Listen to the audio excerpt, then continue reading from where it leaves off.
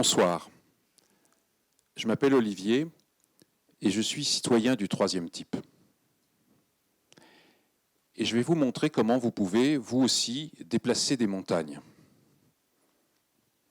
Commençons par regarder une vidéo dans laquelle Patou, quand il était à la rue, un soir où il se sentait triste, a posté une demande d'aide et quelqu'un est venu l'aider. Et qui est venu l'aider ?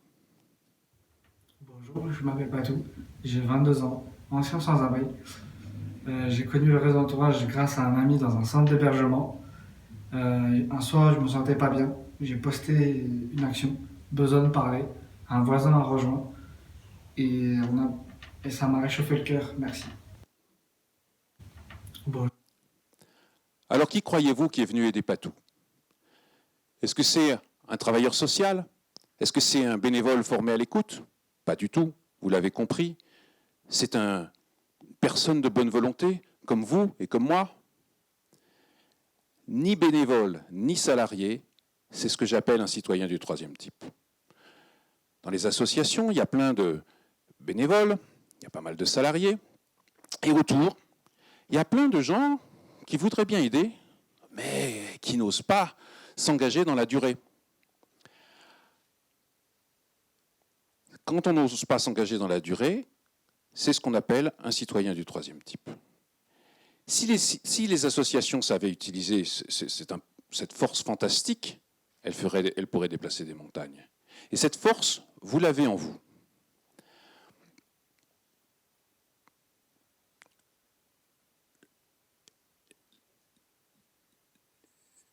Si vous avez envie d'agir, si vous ne savez pas comment le faire, nous allons ensemble essayer de comprendre comment le faire et quelles sont les origines de cette force. Faisons un test. Qui parmi vous est touché lorsqu'il voit quelqu'un perdu dans la rue, sur le trottoir ? N'ayez pas peur, levez la main. Parfait. Donc nous sommes dans cette salle une très grande majorité de citoyens du troisième type. Alors voyons ensemble comment utiliser cette force. À l'origine, il y a une envie d'aider les autres. Et elle est en fait une réponse à un sentiment d'injustice. Quand vous voyez quelqu'un sur le trottoir, vous dites c'est injuste. Je reviens un instant sur le mouvement des Gilets jaunes et sur tous les autres mouvements protestataires dans le monde, en Amérique du Sud, en Europe, en Asie. Tous ces mouvements crient deux choses. La première, c'est en fait un profond sentiment d'injustice face à un injuste partage des fruits de la croissance. La seconde, moins connue, c'est en fait un grand besoin de lien social. Alors ça a été très documenté dans le cas du mouvement des Gilets jaunes, avec les rencontres sur les ronds-points. On a dit les Gilets jaunes, ils étaient un peu seuls chez eux, ils étaient perdus, ils se sont rencontrés sur les ronds-points, ils se sont fait des amis, ils ont tissé du lien social. Et nous allons voir qu'en fait, ce sentiment d'injustice et ce besoin de lien social sont les deux faces d'un même phénomène. Le XXe siècle, c'est le siècle de la croissance économique. À mon sens, une croissance débridée, et on en paiera les conséquences, mais c'est une autre histoire. Le citoyen du XXe siècle, il aspirait à la croissance économique, ses enfants étaient mieux que lui, et donc tout allait bien.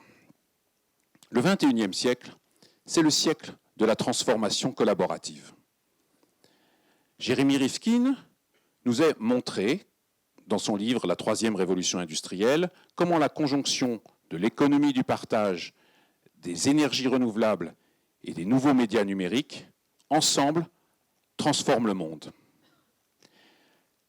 La transformation collaborative, l'économie du partage, elle a trois fondements.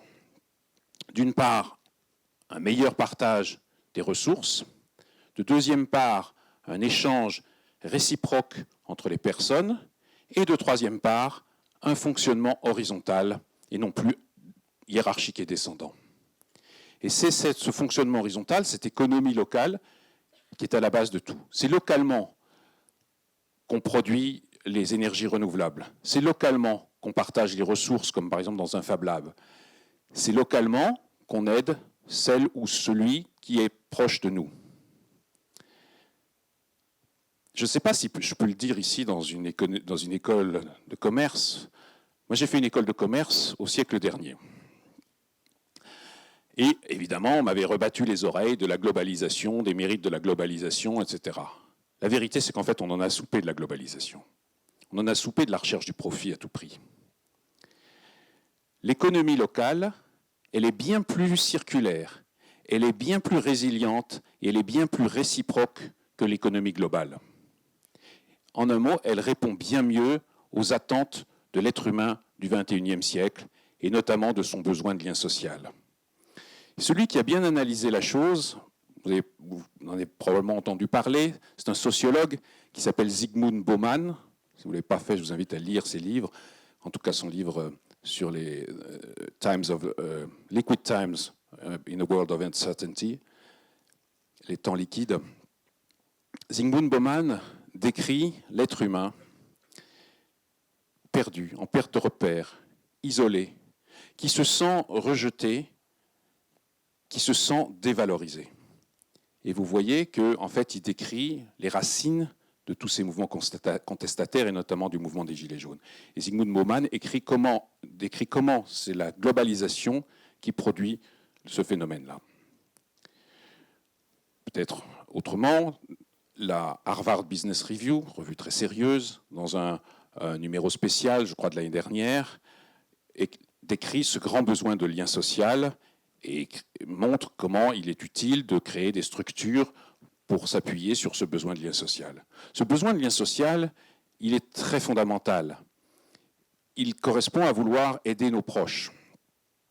Mais cette proximité, elle peut être géographique, comme on l'avait toujours vu, mais elle peut également maintenant être digitale, à travers les réseaux sociaux notamment. Et donc on va parler de communauté locale ou de communauté virtuelle. Faisons un autre test. Qui parmi vous joue à des jeux vidéo? Et qui parmi vous est membre d'une guilde? Un petit peu moins de mains, mais quelques-unes quand même. Donc ceux qui sont membres d'une guilde peuvent comprendre ce qu'est une communauté virtuelle et ce qu'elle leur apporte en termes de solidarité. Alors, ce qui est extraordinaire avec ces phénomènes numériques, c'est que lorsqu'elles rencontrent nos citoyens du troisième type, citoyens de bonne volonté, elles produisent un cocktail absolument explosif. Si j'ai du temps devant moi, j'ai envie d'aider une association, j'ai 2 heures devant moi, et que je peux le faire en trouvant une association localement qui a cette demande, alors je le ferai. Et c'est ce que propose une association comme Benenova, qui propose de donner des coups de main ponctuels localement. Je présente ici dans cet écran un certain nombre de médias numériques dans le domaine associatif. Mais mieux, si grâce à la technologie, je peux créer du lien social, je peux accroître mon capital social et par la même occasion accroître le capital social des autres. Parce que ce qui est fantastique avec le capital social, c'est que si j'accrois le mien, j'accrois celui des autres, n'est-ce pas? Eh bien, ça va faire des choses fantastiques. Et c'est ce que propose Zynga, qu'on appelle aussi parfois le Tinder de la solidarité. L'idée de Zynga est simple, c'est de dire si je fais un match de foot ou si je fais un concert avec quelqu'un qui est né en Érythrée ou en Afghanistan, alors je vais découvrir que j'ai bien plus de points communs que de différences avec lui. Mais mieux, si j'arrive à matcher les centres d'intérêt d'une personne locale avec un nouvel arrivant, alors ensemble, ils vont pouvoir faire des choses fantastiques. Et vous voyez, quand je parle de matching de centres d'intérêt, on n'est pas très loin de ce que fait Tinder, mais à des fins assez différentes. Donc j'aurais pu citer Make Sense ou Simplon. Je vais reparler d'Entourage. Donc Entourage, c'est l'appli que citait Patou dans la vidéo que nous avons vue. Pour vous montrer à quel point il est simple pour vous d'utiliser ces nouvelles plateformes numériques. Alors, Entourage, vous le chargez sur le store avec ce logo, ou vous pouvez aller directement sur le web à entourage.social et vous vous inscrivez, vous mettez l'adresse où vous vous trouvez. Ici, j'ai mis 3 rue de la Digue. Et l'application Entourage vous montre les actions qui sont proposées autour de vous. Donc voilà, on voit principalement dans le centre historique un certain nombre d'actions proposées. J'en ai sélectionné une qui est un petit déjeuner rencontre. Et on nous propose le 10 mars de nous rendre à un petit déjeuner rencontre pour partager des choses avec des gens qui sont à la rue. C'est donc extrêmement simple d'agir dans ce domaine. Et ce qui est fantastique avec ces structures comme Singa ou Entourage, c'est qu'en fait, ce ne sont pas les associations qui postent les événements. Ce sont les citoyens locaux qui postent directement ce qu'ils font. Si je crée un Wikistage, je le poste sur Facebook et sur Eventbrite. Si je fais un petit déjeuner rencontre, je le poste sur Entourage. Si je fais un concert interculturel, je le poste sur Singa. Nous sommes là au cœur des approches collaboratives. Plaçons-nous maintenant un instant du côté des associations. Alors, moi j'ai dirigé la Croix-Rouge, j'ai dirigé Médecins du Monde, il y avait des milliers de bénévoles, de salariés, mais nous n'avions pas ces technologies. Nous n'avions pas ce savoir-faire de Singa ou de Entourage. Les statistiques officielles disent qu'il y a 16 millions de bénévoles en France. Et on a vu tout à l'heure qu'on a probablement 3 fois plus de citoyens du troisième type. Donc vous imaginez le potentiel pour ces associations. La vérité, c'est qu'en fait, l'avenir appartient aux associations locales et aux communautés locales. Et il y a de plus en plus de communautés locales qui, utilisant les technologies open source de type Singa, Make Sense ou Simplon, dessinent les contours d'un nouveau monde, un monde de citoyens de bonne volonté, un monde de citoyens du troisième type, un monde du troisième type. Alors vous l'avez compris, vous faites partie de ce monde du troisième type et vous pouvez maintenant aisément agir. Vous pouvez, si vous êtes membre d'une association, vous allez comprendre le potentiel et vous allez chercher à vous en servir. Si vous êtes un simple citoyen du troisième type comme moi, vous pouvez vous engager. Vous pouvez vous inscrire sur la plateforme Singa pour faire des choses avec les migrants. Vous pouvez vous inscrire sur la plateforme Entourage pour faire des choses avec les gens de la rue. Ou simplement vous aller sur la plateforme Benenova pour faire des choses avec n'importe quelle association. Donc vous avez maintenant compris comment vous pouvez déplacer notamment une montagne extraordinaire, qui est la montagne du lien social. Grâce aux technologies numériques et à votre engagement de citoyen du troisième type, vous pouvez créer du capital social et augmenter le capital social des autres. Merci à vous.